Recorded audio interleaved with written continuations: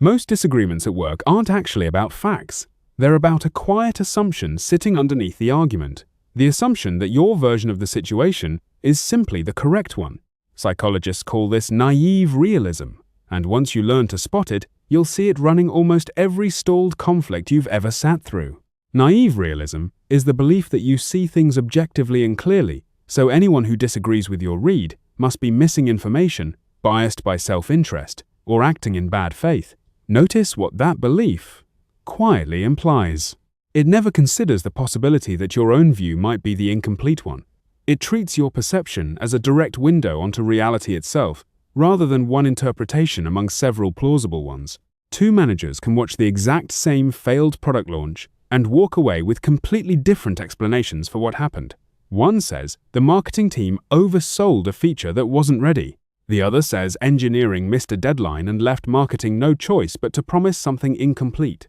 Both are fully convinced their account is simply what happened, not a version of what happened filtered through their own vantage point, their own incentives, and their own blind spots. This is why conflict resolution so often fails the moment it starts with someone explaining the facts more clearly and more patiently. If both people already believe they are seeing reality itself rather than an interpretation of it, restating the facts more slowly just runs those same facts through the same lens again, and nothing changes. Stanford psychologist Lee Ross, who did much of the foundational research behind this idea, described how naive realism creates a very specific and corrosive expectation in disagreements. If I see the situation clearly and objectively, and you disagree with me, there are only a few explanations left available to me. You must lack information I have. You must be too biased or too invested to see it straight. Or you must be acting dishonestly. Notice that none of those explanations require me to consider that I might be the one missing something. This is precisely why arguments escalate instead of resolving. Each side isn't just disagreeing about the underlying issue anymore. They're each quietly concluding something negative about the other person's honesty, intelligence, or motives, purely because that's the only way naive realism lets them explain the disagreement to themselves. There's a well-documented related phenomenon called the hostile media effect that makes this even easier to see clearly. Researchers showed the exact same neutral television news coverage of a contested event to two groups who held opposing views on the underlying conflict. Both groups, independently and sincerely, rated the identical coverage as biased against their own side. Not biased in different directions, both groups thought the same neutral report was unfair to them specifically. That result only makes sense if each side was comparing the coverage against their own internal sense of what a fair, objective account should look like, and treating any departure from that internal sense as evidence of bias in the world rather than evidence of a gap in their own perspective. Bring that back to a normal workplace, and the pattern is identical. An engineer reviewing a critical customer email doesn't experience their read of the situation as one interpretation among several. They experience it as simply seeing what's there. A sales lead reading the identical email walks away with an entirely different sense of urgency and blame, and experiences their own read the exact same way, as just seeing what's obviously there. Neither person is being dishonest. Both are running the same naive realism software that every human brain runs by default, because unbiased perception simply doesn't feel like an interpretation from the inside. It feels like seeing. This shows up constantly in specific, recognizable workplace shapes. Remote versus in-office disagreements are a clean example. Someone who thrives working from home genuinely experiences flexible remote work as obviously more productive, because that's what their own daily experience shows them, directly and repeatedly. Someone who thrives in a shared office genuinely experiences in-person collaboration as obviously more productive for the exact same reason. Their own daily experience shows them that just as directly, both are reporting their honest perception. Neither has access to the other person's actual daily experience, only to their own, and naive realism quietly convinces each side that their own experience is simply how work functions, not how work functions for them specifically. Salary negotiations run into the identical wall from both directions at once. The employee genuinely believes the number they're asking for is obviously fair, based on their own effort, their own market research, and their own sense of value delivered. The manager genuinely believes the number they can offer is obviously fair, based on budget constraints, internal equity with the rest of the team, and company-wide policy. Each side experiences their own position as simply reasonable, not as a negotiating stance, and reads the other side's resistance as unreasonable, greedy, or cheap, rather than as an equally sincere but different vantage point. Cross-functional conflict between departments runs on this exact same engine, at scale, across every meeting where two teams sit down together. The employee who feels they are constantly explaining themselves to a manager who, in their words, just doesn't get it, is running headfirst into this exact wall from the other direction. From their seat, the situation is obvious. From the manager's seat, a completely different reading is equally obvious. Both people are behaving in good faith, and both are still stuck, because good faith was never actually the problem here. The problem is that clarity of perception on one side of a disagreement says nothing at all about whether that perception is complete. A useful habit for any manager sitting across from a disagreement is asking one very specific question before defending your own read of the situation any further. What would someone need to have seen, or not seen, in order to reasonably land where the other person landed? Not to prove them right, not even necessarily to change your own mind. The goal is to locate the actual gap between two honest perspectives, instead of quietly assuming the whole gap is simply a shortage of facts sitting entirely on their side. This question does something structurally different from normal conflict resolution. It stops treating the disagreement as a battle over who has the more accurate picture of objective reality and starts treating it as a genuine gap between two partial views, each shaped by a different seat in the room. That reframing alone often does more to de-escalate a stuck argument than another 20 minutes of re-explaining your own position more clearly and more patiently. What actually makes naive realism so stubborn, more than most cognitive biases, is that it doesn't feel like a bias while it's happening. It feels exactly like clear sight. There's no internal flag telling you that you're interpreting, rather than simply observing, so the correction has to be structural and deliberate, rather than something you can simply will yourself into noticing in the moment.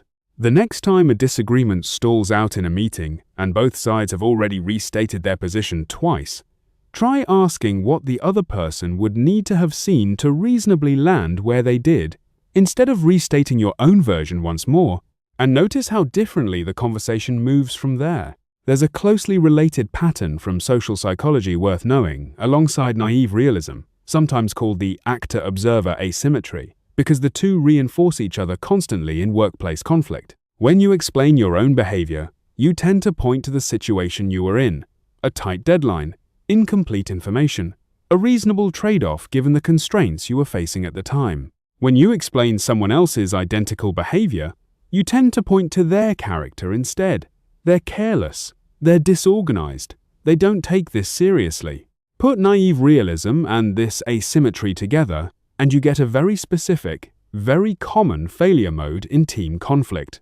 You experience your own missed deadline as a reasonable response to a genuinely difficult situation because you were there, inside the situation, and you saw all the constraints firsthand. You experience a colleague's identical missed deadline as evidence about who they are as a worker because you weren't inside their situation. You only saw the outcome from a distance, missing all of the same constraints that would have made your own version of that same delay feel justified. Walk through a concrete, extended version of this to see how it actually plays out across a real week. A product manager promises a client a feature will ship by Friday, based on an engineering estimate given 3 weeks earlier. The engineering team hits an unexpected technical complication on Wednesday, one that genuinely could not have been predicted at estimation time. The feature ships Monday instead. From the product manager's seat, this is a broken promise that damaged a client relationship. Full stop. Because that's the part of the situation directly visible to them, the promise and the miss. From the engineering team's seat, this is a reasonable 3-day slip caused by a genuinely unforeseeable complication, handled about as well as it could have been handled, because that's the part of the situation directly visible to them, the actual technical work and the judgment calls made along the way. Neither person is being unreasonable. Neither person is lying. Both are experiencing an honest, clear perception of the situation, built entirely from the part of the situation each of them could actually see, and naive realism convinces each of them that their own partial view is simply the complete picture. This exact pattern resurfaces constantly in performance reviews and 360-degree feedback processes, often in a more damaging form because it gets written down and attached to someone's record. A manager reviewing an employee's output for the year sees the results, the missed deadlines, the projects that shipped late, the meetings where the employee seemed checked out. The manager rarely sees the full situational context behind each of those moments: the family emergency in March, the 3 competing priorities dropped on the employee simultaneously in June, the unclear requirements that changed twice in August. The employee, meanwhile, experiences their own year primarily through that missing context, and reads the manager's flatter, outcome-focused account as unfair or out of touch, precisely because it is missing the situational detail that made each individual moment feel reasonable from the inside.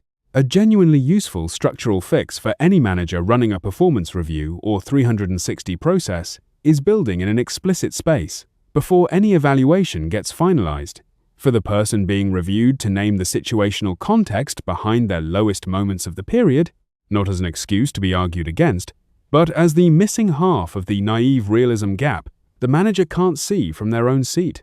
This doesn't mean automatically accepting every explanation at face value. It means recognizing that an evaluation built entirely from visible outcomes is structurally guaranteed to miss the same situational information that would make the person being reviewed feel the evaluation was actually fair, and building a deliberate step into the process to surface that missing information before judgment gets locked in. It's worth being honest about a genuine limit here, since naive realism isn't a problem that can simply be argued away once you know its name. Knowing about the effect doesn't make you personally exempt from it. You'll still experience your own read of the next disagreement as simply seeing what's obviously there, because that's how perception itself works for every person, including someone who just spent time learning about this exact bias. The real, achievable goal isn't reaching some more objective, bias-free view of reality that you can then hold up against everyone else's flawed one. It's building the habit of pausing before assuming the other side's disagreement is explained by them lacking information, being dishonest, or acting in bad faith, and treating that pause as a genuine default rather than an occasional exception you remember to apply only when you're already feeling generous. There's a specific management scenario where this becomes unusually costly, and it's worth naming directly because it's easy to miss from the inside. A manager who has privately concluded that a specific employee is difficult, resistant to feedback, or simply not a good fit will start interpreting nearly everything that employee does through that lens. And because naive realism makes that interpretation feel like plain observation rather than a filtered read, the manager genuinely experiences their own account as objective fact, rather than as one interpretation shaped by an existing conclusion. Meanwhile, the employee is running the exact same naive realism software from their own seat, experiencing the manager as unfair, inconsistent, or impossible to please, with the same total confidence that their own read is simply what's happening. Both people can go through months of interactions, each one quietly reinforcing their own already formed conclusion, without either person ever recognizing that the other side's read might contain real information their own view is structurally unable to see. Breaking that specific cycle almost never happens through one side simply trying harder to be fair in the abstract. It happens when someone deliberately introduces a structured, neutral, third input into the loop, a skip-level conversation, a written incident, log both parties can review together, a mediator asking the exact question this video opened with, forcing both sides to articulate what the other party would have needed to see to reasonably land where they did, rather than allowing two increasingly confident, increasingly opposed certainties to keep running in parallel indefinitely with no actual mechanism ever available to close the gap between them. One last piece worth naming is how naive realism interacts with team size. In a two-person disagreement, at least there are only two competing versions of reality to reconcile. In a 10-person team meeting, there can easily be 10 separate, sincerely held versions of what just happened in the same conversation, each person quietly convinced their own read is the objective one, and each person interpreting silence from others as agreement rather than as 10 different private interpretations, nobody has actually voiced out loud yet. A meeting that ends with an apparent consensus can therefore be far more fragile than it looks, since that apparent agreement may just be 10 people independently assuming everyone else saw the situation the same way they did, without anyone ever actually checking. A simple structural habit that counters this directly is closing important meetings by asking each person to state, briefly and in their own words, what they understood the decision and its reasoning to be before everyone leaves the room, surfacing gaps in shared understanding while they're still cheap to fix, rather than discovering them weeks later when the gap has already turned into a real conflict. It costs 1 extra minute at the end of a meeting, and it consistently surfaces exactly the kind of quiet, unspoken gap that naive realism otherwise leaves invisible until it resurfaces later as a much larger, harder-to-trace conflict, one that would have cost far more than a single extra minute to untangle by the time it finally surfaced on its own.